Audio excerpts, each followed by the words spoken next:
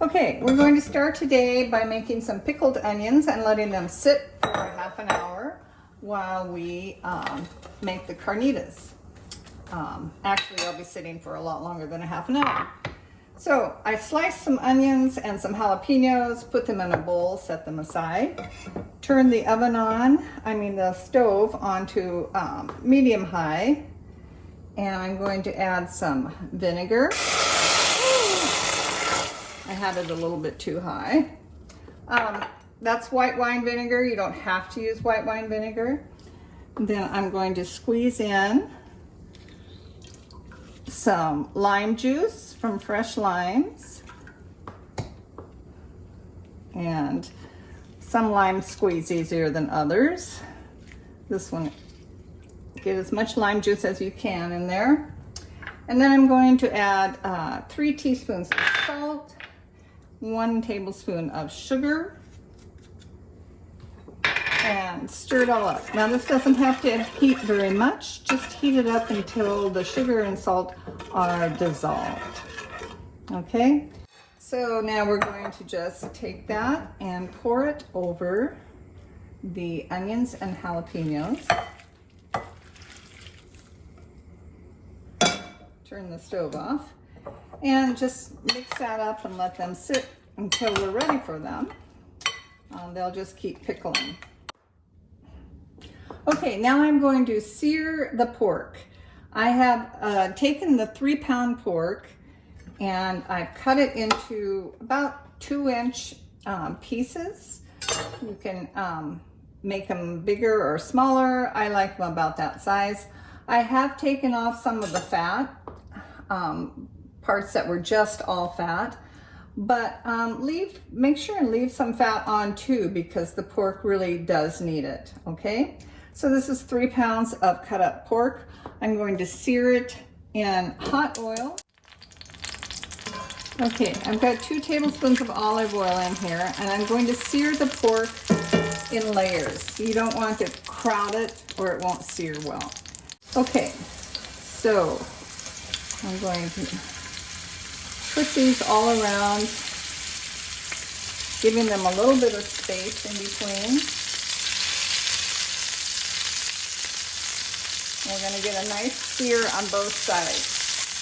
This is not cooking. It will cook for hours after we get the sear. This is for that crispy, wonderful sear that you get with carnitas.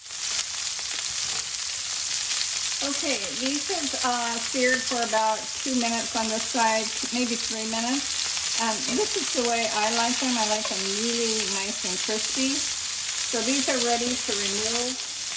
And so I'm going to take all of these out and put them on a plate and sear up the next batch. And at this point, you may need to add more oil, depending on how much fat you have on your pork.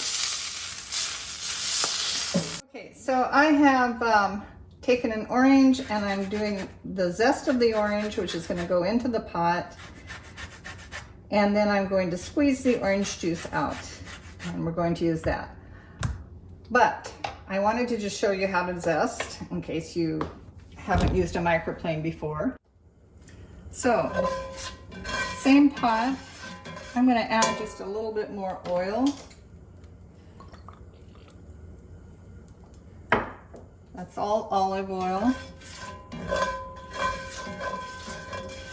I'm going to let that get hot. Now these onions caramelize over medium high instead of high like the pork. Okay, so add those to the pot. And these will need to take about 5 minutes to caramelize. And then we'll add the garlic, the orange juice, and add the meat back and cook it up. Okay, the onions are caramelized.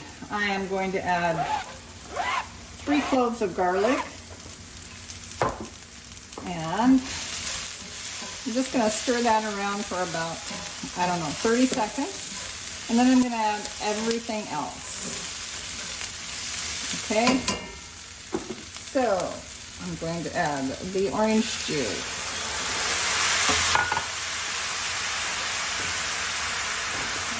add 2 cups of water. I'm going to add the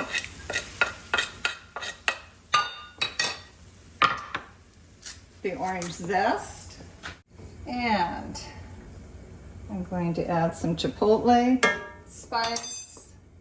I'm going to add some oregano. I'm going to add a teaspoon of salt, 2 bay leaves, and 4 sprigs of fresh thyme. All right, we're going to stir that up and let it come to a simmer, and then we're going to add the meat back in. First, I'm going to bring everything up to a boil and get it all nice and melded together, and then we'll simmer it low and slow. Okay, that's all the meat and the goodness back into the pot.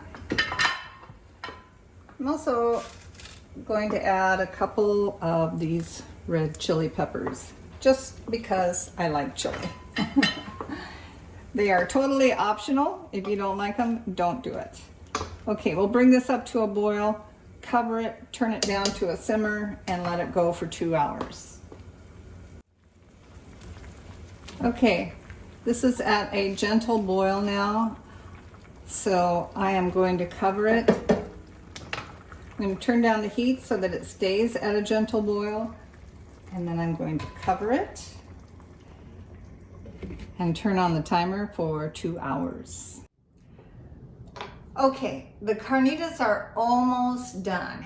Now I'm going to try something that I have not tried before.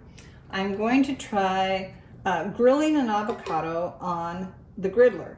I use the griddler a lot for meat, and I usually use it by pulling this over instead of laying it flat, so that the meat cooks from the downside and the upside. Today, I'm going to try to just lay it flat and grill an avocado. So I've got a ripe avocado here. Feels like it's just perfect. Soft, but not too much. Oh, it is, it's perfect. Okay, so to pit an avocado, you do that, twist, and the pit is out. Okay, now to scoop out the avocado, I'd use a spoon, but I'm just going to lay this flat on the grill and see what happens, because it looks delightful.